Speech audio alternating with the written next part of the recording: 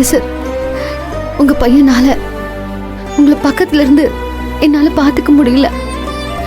இப்ப கூட உங்க பையன் வர்றதுக்குள்ள உங்களை பார்த்துட்டு போயிடலான்னு தான் வந்தேன்.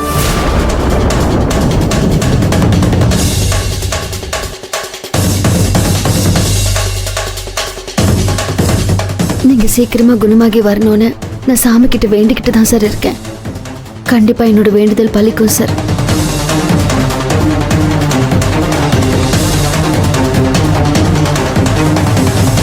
நடந்த எல்லாத்துக்கும் நான் தான் காரணம்னு உங்க பையன் என் மேல பழி போட்டுக்கிட்டு இருக்காரு.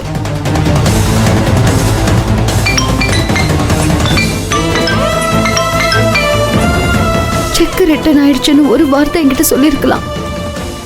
ஏதாவது பண்ணி இன்சூரன்ஸ் கிடைக்கிற மாதிரி நான் பண்ணிருப்பேன் சார்.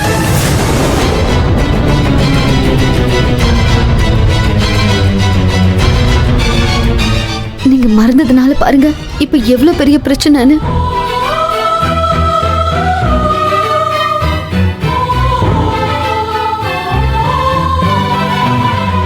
நீங்க குணமாகி வந்தாதான் என் மேல எந்த தப்பும் இல்லைன்னு நீங்க உங்க பிள்ளைக்கு சொல்லி புரிய வைக்க முடியும்.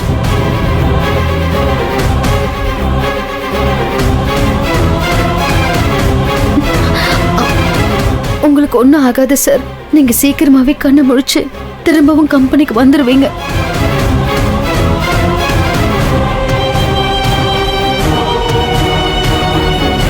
$50 லட்சம் நஷ்டமான என்ன சார்?